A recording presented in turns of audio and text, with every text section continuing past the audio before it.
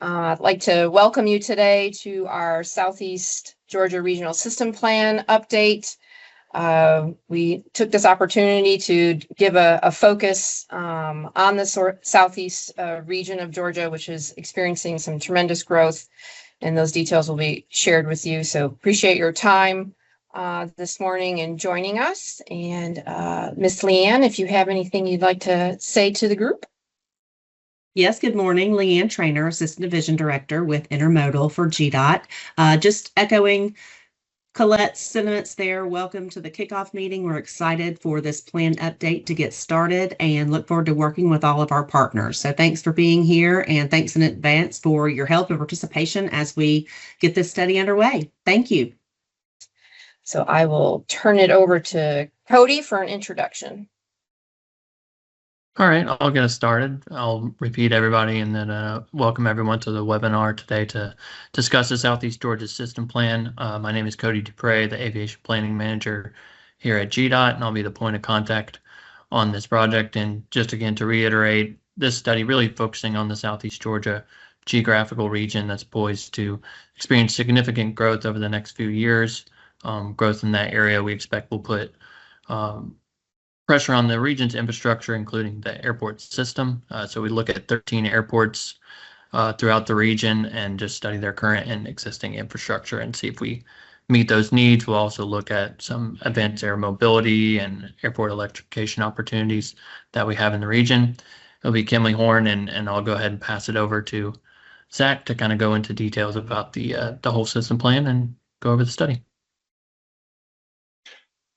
Yeah, absolutely. Thank you, Cody. Zach DeVoe with Kimley Horn have the pleasure to get us kicked off here today. I'm going to go ahead and get us started and then turn it over to my partner on this project, Taylor Filorowski, who's going to take you through the back half of the presentation here today.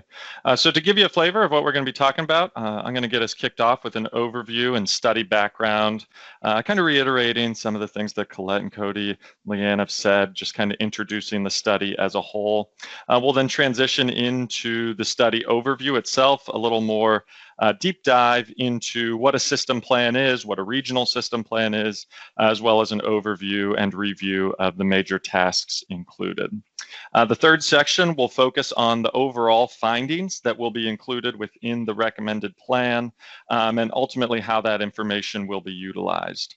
Any plan like this is going to be built, and really the framework of it is going to be based on the data and information that we're going to collect from our airport partners within the study region. And so in that regard, we do want to spend some time talking about the data collection effort and the site visits that will be foundational to that effort. So going to walk through that a little bit as well.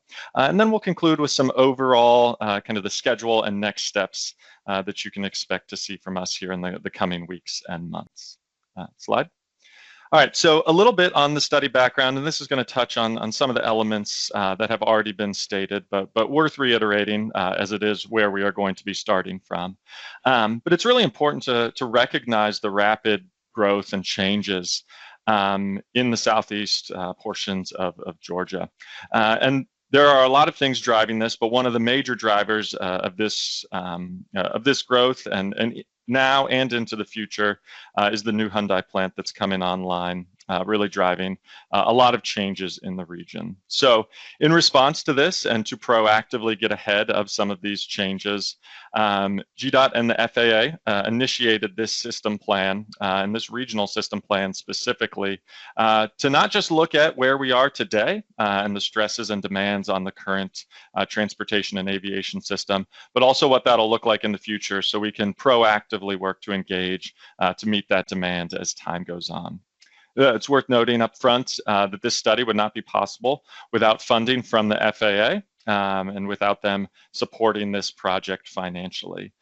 Throughout this process, we are going to, as all system plans are done, be developing this study in an unbiased, data-driven manner. And so in that regard, we are going to have a series of project goals and performance measures that are going to drive how we make decisions, and that will be based on a very transparent set of data that we'll be utilizing throughout the life of this project. Also understanding that future demand in the world of aviation and in the aviation sector might be slightly different than it is today. exploring new technologies and emerging technologies is also a component of this. And that for this study will be primarily related to advanced air mobility and airport and airfield electrification in the region. And this will go a little deeper than some of the previous statewide studies that have been done in the AAM world and realm. And this will be looking at detailed, more site-specific location considerations on an airfield, what type of cost would go into enabling that type of infrastructure. And again, taking a very holistic look at what the future of aviation is and the many different ways and methods in which future demand will be met by airports in Georgia. Slide. So to dive in and really just kind of highlight some of these trends that are driving this analysis, we have here shown here just two very high-level socioeconomic trends that you can see play out within the region. So on the left, you can see household income, and on the right, you can see population. And generally speaking, in the chart that you can see on the left related to income, generally showing in almost all instances a fairly demonstrative overall increase in terms of household income, representing potentially a higher utilization of airports and airfields for both private as well as commercial air traffic. Now, a lot of these counties are located along that I-16 corridor, kind of down between Macon and the Savannah areas, as well as down in the Brunswick area, although there is relatively consistent growth really throughout the entire region. Similarly, on the right-hand side of the slide, you can see the overall population in the region. This is data and information provided between 2020 and 2023 by the U.S. Census Bureau, but showing 5%, over 5% growth in the area. And as folks continue to move to the southeast portion of Georgia and really the South in general, we anticipate that these overall socioeconomic trends will continue now and into the future. So, slide. So what is the region? You've heard us note this idea of the Southeast Regional System Plan, the Southeast region, a number of times, but what we're really going to be focusing on for a lot of the data collection and a lot of the analysis is the 13 airport region, and you can see visually depicted here, really based on proximity to the new plant or the new Hyundai plant that's going in. And so really kind of want to focus on this area, these specific airports, and the potential for changes and increases in demand and growth now and into the future. And so you can see on the map here, this really covers a fairly wide swath of different airport types and sizes, all the way up to commercial service, passenger carrying, commercial passenger airports, all the way down through a variety of different types and sizes of general aviation airports, all the way down to state-only, non-federally obligated, non-NIPIAS airports as well. So a really good cross-section and selection of airports that we're looking at in this regard in order to accommodate and really evaluate how airports of different sizes all fill a role in a true system evaluation on how demand is ultimately met. But as many of you on the call might know, it's not just these, there's our other facilities. And so our analysis will also be taking into account considerations like existing and future military airspace needs that may have the potential to impact where growth is and ultimately how airports operate within the region. Slide. So understanding that this is a regional system plan and there are lots of different considerations and lots of different angles in which we can approach this, GDOT wanted to take what they're calling kind of a whole tent approach and really uncover and turn over as many rocks as possible as part of this evaluation so that we have answers, we have that information, and we have that data as we move forward. So first and foremost, that starts with the region's airports, the ones that we just introduced on the previous slide and that will be participating in the data collection effort. These are kind of the boots on the ground facilities that will be driving and supporting this activity. And so your input and participation is critical. The communities surrounding these airports, equally as important to understand their plans, considerations, and input as airports continue to grow in the area. Making sure that airports are thoughtfully integrated within their communities is important, not just today, but into the future, ensuring that everyone is collaborating and ultimately what that development looks like. Equally as important, local businesses are driving a lot of this growth, whether it be for shipping, workforce mobility. Businesses rely on aviation, both commercial and general aviation, to drive a lot of what they do. And so having their input on how they plan to and are utilizing airports is critically important. And last but certainly not least, GDOT as a funding agency has a very vested interest in this as they oversee the planning efforts and infrastructure development at airports across the state. But especially in this region, just making sure that the plan aligns and can be thoughtfully built in to what they see in the area as well. But we also fully acknowledge that there are going to be other folks that need to be brought to the table that we have not identified up to this point in the process. And so as we go out and meet with folks, whether it be in the individual communities, at the airports, we want to make sure that we have everyone included who has some input into this process. So also looking for other input on who we can talk to as well. So to transition into the second portion and slide, on the overall study and some of the tasks that we'll be into, it's really our goal to provide a very comprehensive evaluation of the region's aviation system. But before we do that, it's also helpful to discuss and kind of talk about what a regional system plan is. So next slide, please. So what is a regional system plan? It's really a comprehensive evaluation of the state system, but looking at the system as a whole. So how all the individual airports work together in order to support and meet and fulfill that demand that is needed to support the ever-growing population within the area. So this is going to be at a smaller geographic scale and scope than a traditional aviation system plan, which would be conducted at the statewide level. And that's really so we can focus on that regionality of it, just based on some of the changes that are located there in that southeast region. It's worth noting here that this is not going to replace or make or have GDOT deviate from their kind of planned schedule of statewide studies. And many of you may have participated in the statewide aviation system plan recently, and that is still on the list. But this kind of came as an off-cycle need to identify some of those regional capacity concerns on a more immediate time frame. So in that regard, in this smaller regional system plan, it does allow us to answer a little more nuanced, more site-specific questions. And a large focus of this project and this regional system plan will be on that regional capacity to ensure that it can meet and fulfill that need and growing demand in the area. So what we're going to do with this information is, as we look into this, we just want to make sure that future capacity and investment decisions are based on current information and data that we're seeing, so that the projects are going where they need to go to meet the demand as it is warranted.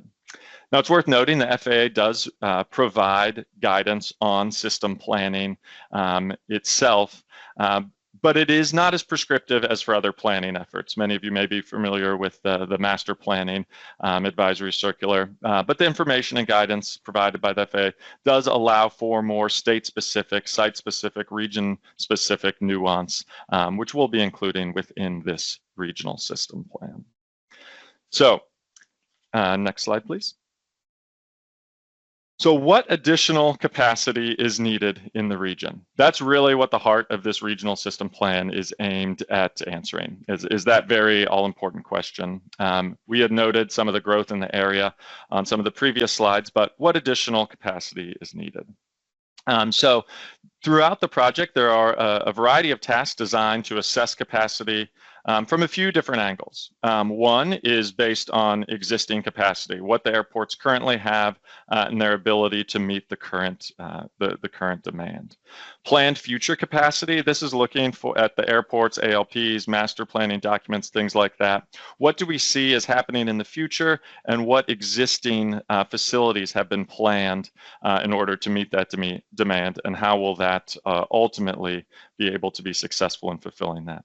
And then final is maximum kind of allowable build out based on the spaces available for each of these airports, but what is reasonable for a maximum build out capacity, even if beyond what's currently identified in airport planning documents. And so then at that point, after kind of working through that very tiered and phased approach, if needs still exist, what additional capacity may be needed, whether through new facilities or a new facility in order to meet that demand.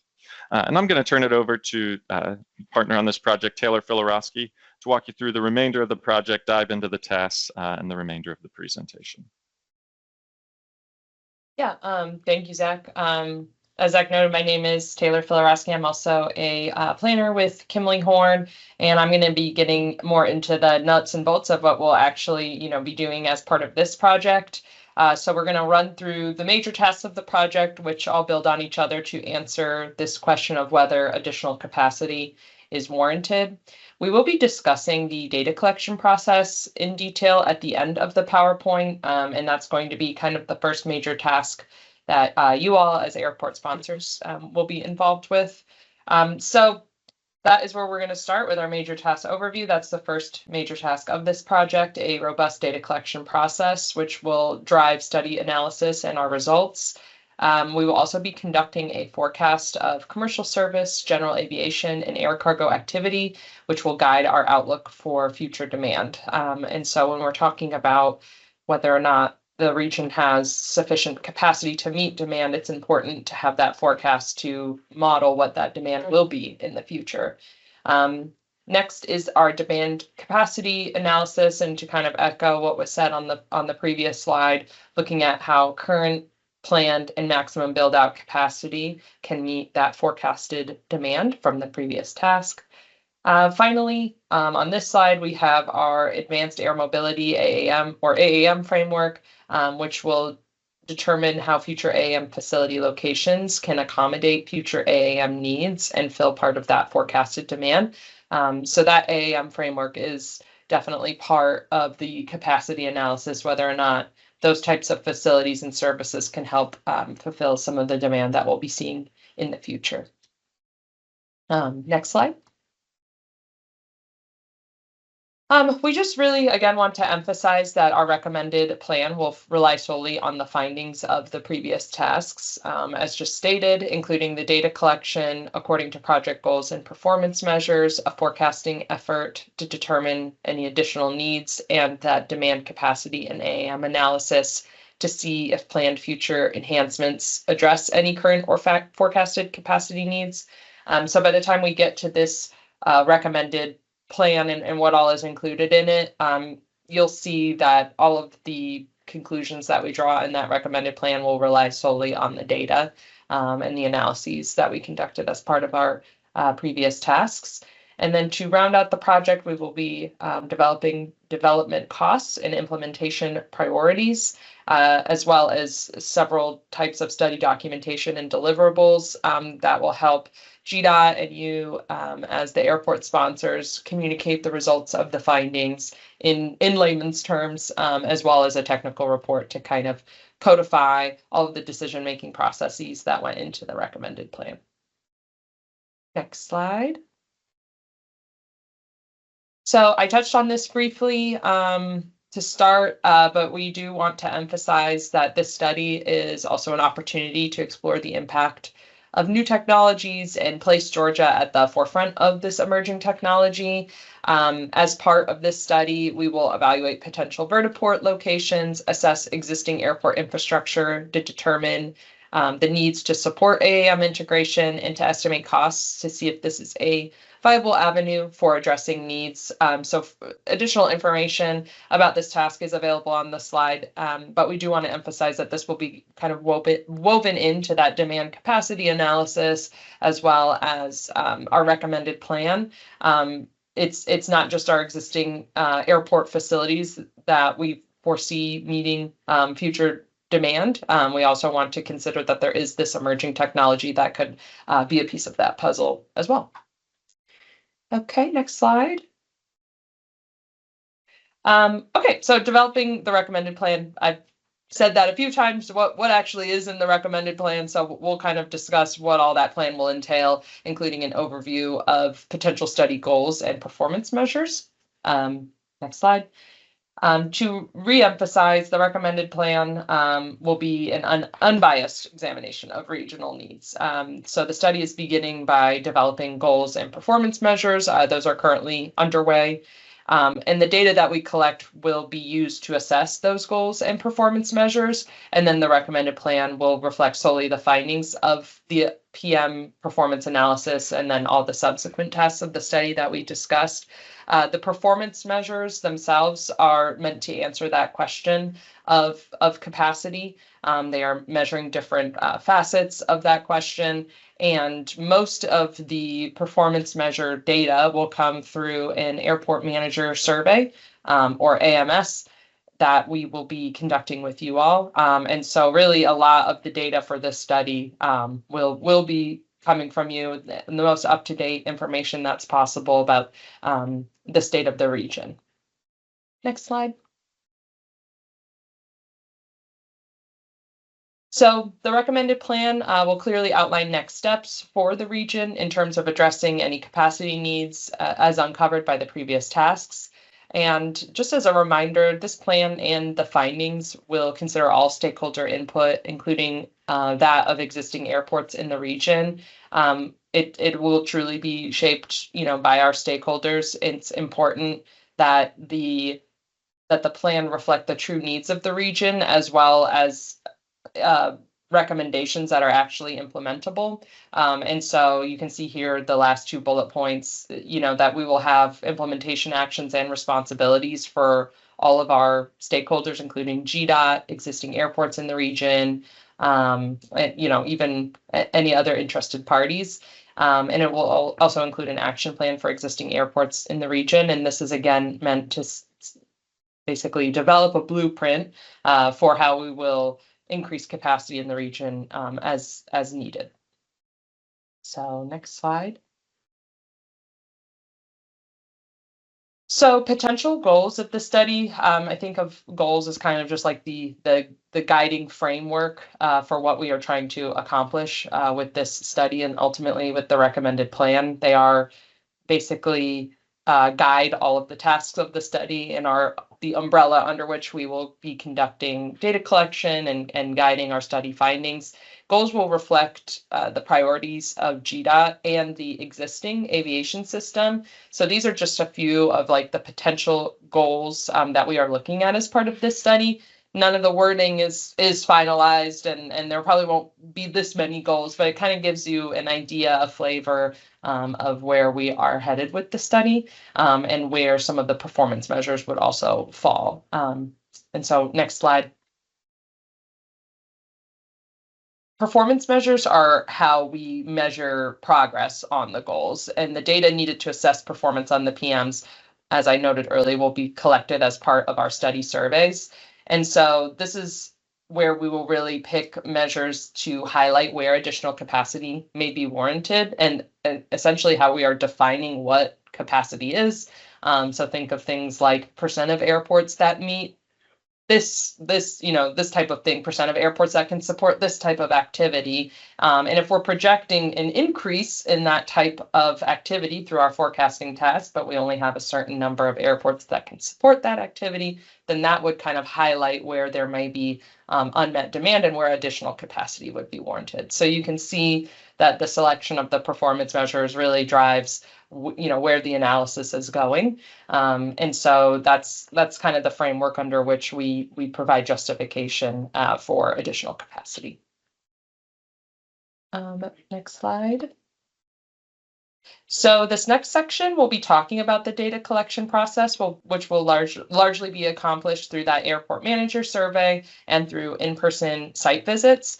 This webinar is the official external kickoff of the study, and the first major external tasks of the study are the data collection process and the project site visits. So this is probably besides the webinar, the first major thing that you all on this call will participate in. Next slide. So again, still in the process of confirming and finalizing our goals and performance measures, and thus the airport manager survey, which will be based off of the data needed to answer those performance measures. But important to note that each airport included on this call will receive a project survey. The survey will include questions across the range of categories that are shown on the screen here. We do ask that you complete this survey when you receive it to the best of your ability. However, we will also be conducting project site visits, and during those site visits, a member of our team will help you complete the survey. But did just want to give you an idea of the type of information that we would be asking for as part of this, and hopefully this is helpful for you to begin thinking about who you would want to be present at that site visit, and if there's any data that you can start collecting on your end. Next.